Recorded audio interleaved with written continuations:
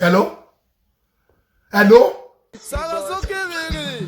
Speak louder. This is Chief Jekuru Jera. Hello, hello. Yes, we are in conference meeting. Will you keep quiet? You said what? What? You and I know now. We are the one that we sold Nigeria now. All this thing we are arguing. We don't need any argument. We need to repent. How many Yahweh? Honestly, you said what? But you know, our Nigeria, yes, we sold our rights to Oyinbo people. Yes, now. Man. Talk. I am listening. Olenla, I'm listening, Olenla. I think they're on the line. Yes, that is what I'm saying. We are comparing every day. We are just lying every day. Before you say what? Will you keep quiet? You know now. All these you see all these boys, the youth. Is it not Olori that? Yes, he said that they are lazy. That time I told him, I said, Olori, don't say these people are lazy because they are going to Yahweh. Now they Yahweh. Listen.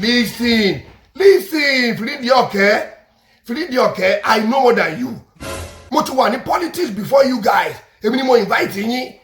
Yes, àwa la bàjẹ́. We need to repent. Ṣe dáa. Àwa la bà future àwọn ọmọ yẹn jẹ́. Jésù. Yes, kò sọ̀rọ̀ ẹkún ibi tí mo wà yìí.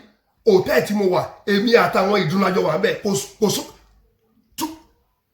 sí èsì, kò sí fan. Bí mo wá ẹ̀dì sí nìyẹn.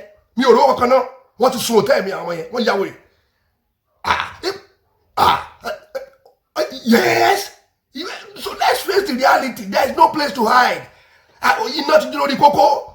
Gbogbo ń tà ṣètì lébi jó.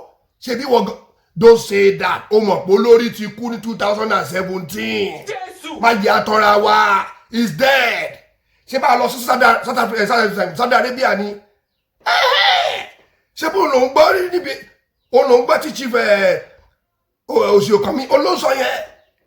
Ṣé bá mọ̀ pa àlọ́ lórí à ń parọ́ fáwọn pípò yìí ni? Olórí ti kú ti pẹ́. 2017 ló ti kú láti lọ sí South Africa. Ṣé bó ń la fi silent vice? Ó gbàgbé ni. Bẹ́ẹ̀ni mo threat vice mo pè pé tó bá sọ anything pé máa finish ayé ẹ̀. Àjẹkún ìyá ni ó Èṣù tíjọba nù wá àti ta ọkọ̀. We have sold our soul to devil. You know now. Jésù. Bàbá ìkà ò lérè. Ṣé bó ló ń sọ nǹkan fún wa? Let's just come out and say sorry. Àwọn boys yìí ti gbọ́n. What are you saying? Sì fojú kòkòrò. Rubbish ló ń sọ. Okay, listen, if you don't understand. Ṣé báwa la ṣayé àwọn tí wọ́n ń lùtù yìí? Ṣé báwa la change life wọn bẹ́ẹ̀? Ṣé wọ́n rí bẹ́ẹ̀ ni? Even àwọn youth tí wọ́n wá ń protest tọ́jú léyìí tó dáa yìí tí wọn ò bá tètè pariwo fúnlé wa lórí sí i àwọn náà máa change sí burúkú. Okay, tell me. You say what? Ojú kòkòrò. Listen, má sunkún. The 350 pieces a bike tó rà pamọ́ fún 2023 bùrọ̀ tí lówó ẹ̀. Ẹni bó ta jí náà ni. Ṣé bó o mọ̀ pákáǹtì mẹ́rin la fi ń jíwo Nàìjíríà? Ó mọ̀ náà one belong to you. Ó wà ìwọ the other place. Oh, fi gbogbo sórí yẹn lẹ̀. Àti ẹ̀dẹ̀ rọ́nà travel. Even now, I can't find my passport. Nobody. Gbogbo àwọn ọmọ. Bàdà lóhùn. Ọ̀rọ̀ òsì ló ń sọ lẹ́nu. Èmi sọ kan fún. Ṣé bí chief owó là ń tẹ̀lé kiri? Chief owó ni problem wa. Irọ́ ti pọ̀jù fún wa. Èmi yìí gan. Má sọ̀rọ̀ àwọn pastors. Mo bá ti pollute wọn. Má sọ̀rọ̀ àwọn pastors. Àwọn youth yẹn bínú èpè burúkú ni wọ́n fi ní ṣe. In fact, àfi ká jẹ́wọ́. I'm just telling you the truth.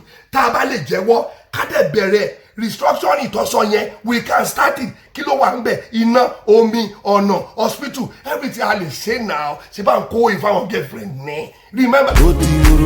Okay, ìwọ wo birthday tí Honorable Firindi Ọ̀kẹ́ tó ṣe fún ọmọ náà yẹn. Ìgbà owó Nàìjíríà lánàá kéèyàn ra range 62 kó pín fáwọn èèyàn tó birthday ó bolo ti rówó kí ni èjì wa. Mo ń bọ̀ ikọ̀ tí bí yẹn náà ni kí ni yẹn sì ṣe mí ẹgbẹ́ ti pọ̀ jù ó ní mo go ti ṣe mi àwọn pastor yẹn àti pollute everybody o mọ̀ gbogbo wọn ni wọ́n ti jẹ́ dodo wọn ò lè so dodo wo ṣé o mọ̀ kọ́ máa fún wọn package náà ni ó ní pastor wo ìkànnù wọn tó kàn ya wèrè lórí gan lórúkọ AK-47 tó lóun bàbá àdúrà ìyẹn ló ya wèrè o mo pollute ẹ̀ tì mo pè tó mo pè ń jọ́kọ́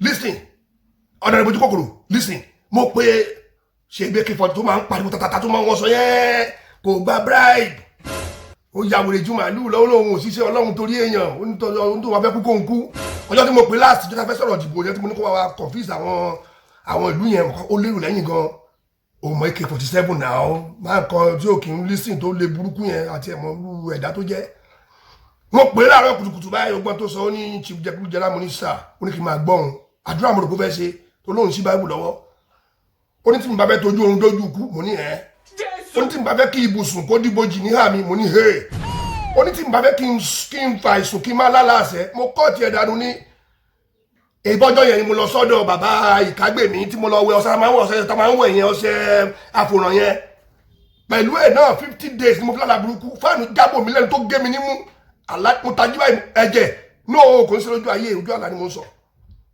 gbogbo ohun táwọn yẹn sọ yẹn all we need to do òní òun mi ò rówó kankan gbogbo ni wọ́n ti sí àwọn yẹn burú kàkà ni wọ́n mo ní sọ pé ó máa lẹ́yìn gbogbo tá à ń ṣe yìí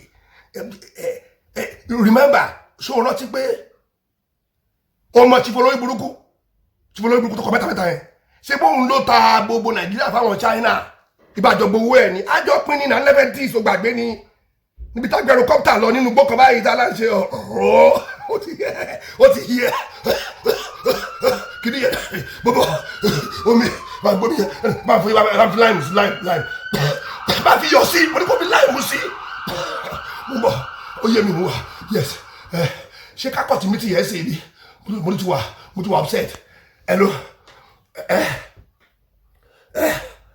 ó ní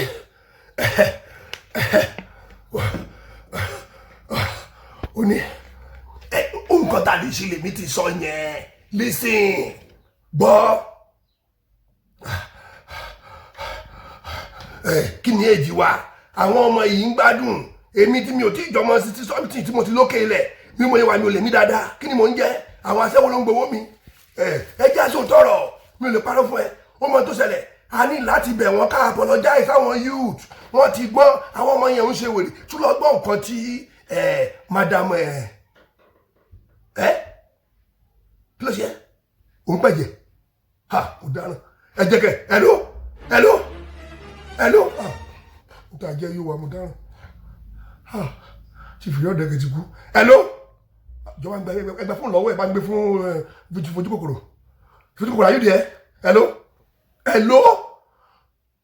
ti fojú kòkòrò fìrí ọ̀dẹ̀ kẹ́ ti kú kí ló ṣe ó kàn ń pọ̀ ẹ̀jẹ̀ you see ohun tí mo sọ nìyẹn that is what I'm saying àwọn pípì mo máa pa wọ́n pé ti pọ̀ jù go to net and check every day ni mo ń check net pé ẹlòmíì máa fi kọ́ sẹ́nu they cause us every day gbogbo àwọn ọmọ tí wọn lọ́sà wà níbi tí wọ́n ti gbẹ́dùn yìí ó mọ̀ náà yọ àwọn ọlọ́mọ Nàìjíríà jẹ èpè ló ń jà wá yìí èpè lélẹ̀ yìí òní hello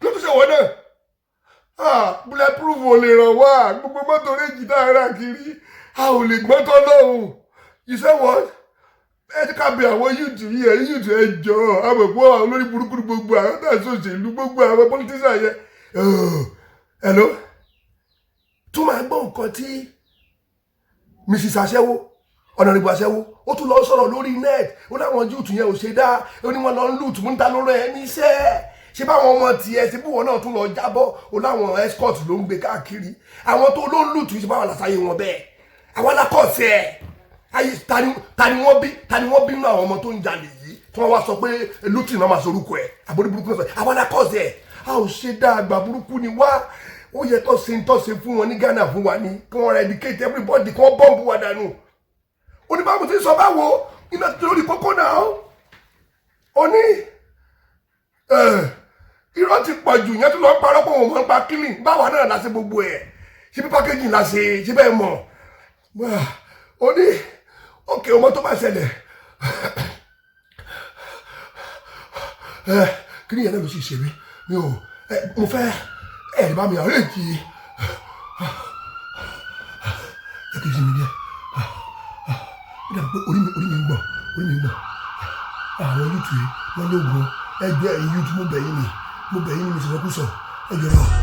Òmìnira ìdí dàbí ẹ̀wọ̀ náírà wá ìlú polúkúrúmuṣu ewé tàgbà tó jẹyàn wọn níṣu abẹ́ orí ewé rí ṣùgbọ́n ẹ ò fẹ́ wí abẹ́ orí àgbà ẹ̀rí àtẹnujẹ ló fẹ́ pa yín.